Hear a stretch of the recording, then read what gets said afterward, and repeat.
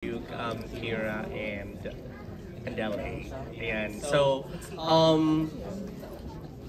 I understand this film was shot like last year, ganyan. Parang fresh from what we have seen, ganyan. Parang how do you feel yung effort and hard work that you poured into this film translating into what we have just seen earlier?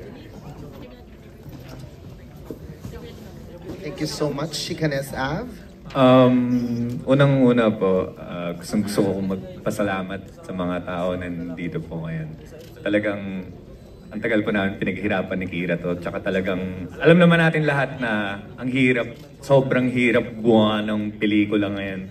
Kaya sobrang grabe yung taos-pusong pasasalamat ko na natuloy itong Maple Leaf Dreams na to. Kaya maraming salamat talaga po sa inyo. Di ako titigil na magiging thankful po. Tsaka, siyempre, sa mami ko, wala lang si mami ngayon dito ngayon. Pero I love you so much, mami. At para sa inyo po to. Tsaka, para sa inyong lahat po to. Kaya, maraming salamat bro sa mga pupunta. Yun, kaya, ayun. I hope na nagustuhan nyo po. Tsaka sana i-share nyo po sa mga pamilya nyong OFW din. Thank you. Thank you, LA. Ako naman, the question was how I felt, no? I'm overflowing with gratitude right now. Alam mo, yung marinig ko, yung reaction ng mga tao na nandito ngayon, I just feel so happy na I hope that you guys liked it. So, I hope that, you know, may mga OFW po na mapapanood itong movie namin and they will see it as a tribute. Ayun lang. But I'm overflowing with joy. I'm so happy that everybody got to see it. And ayun lang. Thank you. Tsaka gusto ko na rin magpasalamat sa mga cast na nandito ngayon. Kundi dahil sa inyo, di rin mabubuo yung movie na to. Tsaka sobrang galing po yung binigay nila.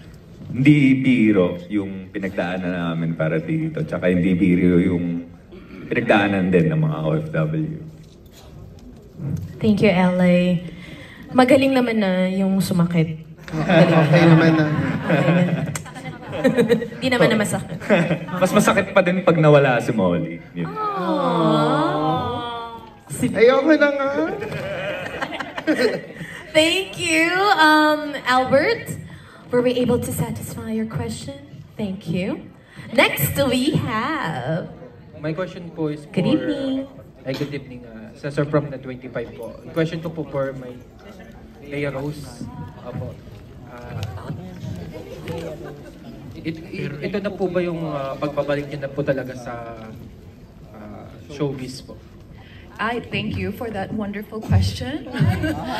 Yes po, nandito na po ako, almost a year. I'm just so thankful. I was just telling her nga na, nandito ako sa showing because nasa Canada po ako nung na-invite po ako to join the movie and I was just so blessed kasi kaka-transplant ko lang po nun. So, emotional pa from the gamot. So, thank you po, Direk, and thank you for the cast. I had so much fun and totoo po, mga friends ko po yung nakita niyong testimonial.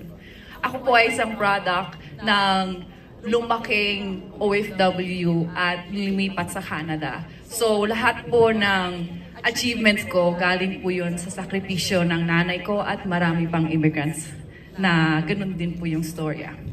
So, thank you, Direk, and to all those who made this movie reality because I am a product of this story. Miss Bea, as of now po, dito na po kayo for good or you're coming? Yes, for good po. But syempre, pagamot din po ulit sa Canada. Tapos, my heart is pure Pinoy. So, I am dito talaga ako. Forever! Thank you. Thank you, Miss Bea. Thank you. Same with Bea. Mom ko ay nagtatrabaho ng for 16 years na rin. So, iba rin ang kirot, iba rin ang kurot ng pelikula. Maraming salamat, Direk. Uwi na nga ako. Hindi ka uuwi. Ay, hindi pa. Dito ka lang. Next! Ayun, sige. Maraming salamat, sir. Up next, Sir we have from Cesar. Daily Tribune, Danny. Sir Hello po. Danny. ayan. Nandiyan po pala kayo. I think even though I'm going to ask, where's Direk? Is that Direk? Oh yeah. Hello there. No, I'm so impressed. You were saying something about the two guys. What's this? And Kira. Kira and yeah. You said yung ano ba yung description mo sa kanila, kala nila hindi nila kaya o hindi nila alam na kaya nila. Tapos, I'm so amazed kasi parang kung alam mo yung units ng ng isang acting yung isang acting scene, parang wala siguro naman hindi nila nakikita. Pero nakita ko kay nakita ko kay LA. Sabi ko, parang tinuro niya yun. Did they go to a workshop? Kasi parang alam na niya yung units niya sa beats niya. But of course, the ones who did not study that naman will not notice na, wow, iba yun. Bawat pag-change ng emotions, konti lang, nababago niya yung intensity ng voice, whatever. Pinag-aralan niyo ba yun in that short of time? They had workshops kay Direk Gina Alahar, kay Tita Malu, silang dalawa, si LA. Aside from that, they had immersions. And every time I work with actors, pinapahirapan ko naman talaga sila. Hindi, joke lang. Hindi, I make my actors, make the characters worth it. Diba? If you're given a character. Nakakabilib silang dalawa. Kasi I've seen them in other movies. And they were young. Dito sabi ko ba, marunong pala talaga umarte. So, inisip ko, it was your work. I think they're very good actors. And the proof of that, sa Sinag Maynila nakatatapos lang, LA was nominated for Best Actor. And tatlo lang, there were 7, 8 films, and there were a lot of actors. Tatlo lang silang na-nominate. Wow. Okay. Tinalo po sila ni Tinalo sila ni Ronnie Lazaro, pero okay naman siguro na yun, no? Ronnie Lazaro yun. Pero yun, siya saka si Tony, na actor ko rin before sa ML. And Kira, dalawa lang silang nominated. There were a lot of actresses there. Pero si Kira lang at saka si Miss Rebecca Chuanzu ang dito na nominate. So it says something about our actors. Would the box office be actors. affected? Had you made the ending not that happy? I was not imagining a happy ending. I was imagining you're going to make it painful because, well, that's what being an OFW is. That there's so much pain. So I thought you were going to show that until, in the end. But would box office be affected if you made it a happy ending? Actually, we try to make it real. If you look at the Filipinos there, matugulat ka. My wife, after 2 years, may kotse na siya. Some of the people working there after 2 years, 3 years, talagang bumibili silang sasakyan for mobility. Tapos, that's the life there yung may asenso. So, it's a lot of Filipinos there happy. Malungkot kasi malayo ka sa bansa mo Pero, that's the struggles they have to face for their families. Kaya may kurot kasi very talaga siya, realistic. Thank you. Thank you, sir, sa madamdaming question. More question? Yes, up next we have Ate Kate at the heart. Ay, boo. From Random Republica. Ate Kate. Miss Kate. Ate Okay, she's here. I May got you. nagre-recite. May delay yung mic tsaka yung boses mo, Miss Kay. So, ipapa-experience namin sa'yo yung delay. Try it. Correct. Thank you. Question lang for Hannah, yung nagsulat. How does it feel to watch the film now? I think this is your second time na may nagbago ba, ganyan. And what was the best feedback na nakuha mo?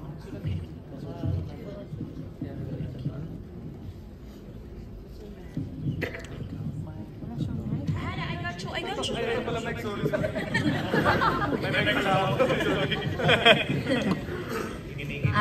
Hello po. Siguro, yung script din po for this film is very dynamic. Iba siya dun sa original. Then yung sa script, habang nag-shoot sila sa Canada. So, during the shooting, sobrang dami rin yung nagbago. Dahil may na-encounter din silang stories in Canada that is worth keeping for the film. So, it's a magical experience na makitang mag-grow yung story into something more authentic and close to the heart ng Filipinos sa Canada. Ayun po. Best feedback, probably is yung mga people din na close sa akin because I have a lot of family, relatives na abroad din. So, for them to say na nakikita nila yung sarili nila dun sa film is already good enough for me. But I hope we're able to inspire a lot more people through this film. Ayun po. Thank you. Thank you, Thank you, Hannah. Hannah, one of our writers. Naramdaman mo na din, Hannah, yung delay. Yung delay, no? May bagal eh. Miss Parang Kay, sinasabayan naramdaman mo ni rin. Hannah eh. Oo. Kaya feeling namin ang bagal namin magsalita kasi yung boses. Nakaslow. If ever you i-try nyo, sige, more questions. kayo Ayun, gusto matry ni ma'am. Let's Magko-question go. po or gusto lang ma-experience? May questions siya. Magko-question. Hello. Hi, I'm Ika from Team Pichang. Anyone can answer. Oh nga, may delay. Okay. The film shows challenges, problems, difficulties that are unique to the OFW experience. For audiences who are not familiar with this experience, what would you want them to take away after seeing the movie? Muna po, si Sir Jong muna. Leia, bakit pag mahirap yung question sa ano to? Seniority. Well, the takeaway that we want the viewers to experience is that, ano nga ba? And then, of course, ang hirap nga yung hirap ng buhay ng OFW. And plus, of course, based on my character in the movie, makikita mo yung difference talaga ng social standing ng mga, well, it's hard to say, sa na Pilipino, isipin mo kamag-anak ko na si Chong, si Joey noon, pero the way I treated him, because only I was a bit more moneyed than him. So parang makikita mo talaga yung difference in society. And then it forces someone to leave para lang ma-improve yung buhay nung tatay niya. Parang ganun siguro. Hopefully, we get that message across. That's one. LA? Thank you, Sir Jong. Kayo po kasi, umalis tuloy kami ni Molly ng Pinas dahil sa inyo yun eh. Inaway niyo po eh. Siguro rin ako yung biggest takeaway ko sa movie or kay Maki mismo is malaking bagay talaga yun, nandyan ka para sa mga mahal mo sa buhay. Kasi siyempre lahat naman tayo may kanya-kanyang pinagdadaanan. Kaya kahit simpleng I love you lang or simpleng kamusta ka, talagang malaking bagay na yun. Kaya sana yun din yung ma-takeaway ng mga tao na after ng movie nito, sasabihan nila yung crush nila na I love you. Noted. Akin ka na lang. Noted yan. Yeah. Dinakdakan. Kanisha. Ito dinakdakan. Thank you, LA. Thank you, LA. Ang hirap naman sundan ni Kuya. Natatawa lang ako. So, nung nag-shoot po sila na, gabi yung delay, no? Parang, Diba, girl? Yeah, sorry. Ang hirap magsalita. Mag-focus ako. Okay, nag-shoot talaga sila sa Canada and na-experience ko yung somehow na merong malapit sa I got you! Hindi na sa delay. Hindi na po delay at all. Nag-give up na po ang ating mic. Overtime na daw. Okay.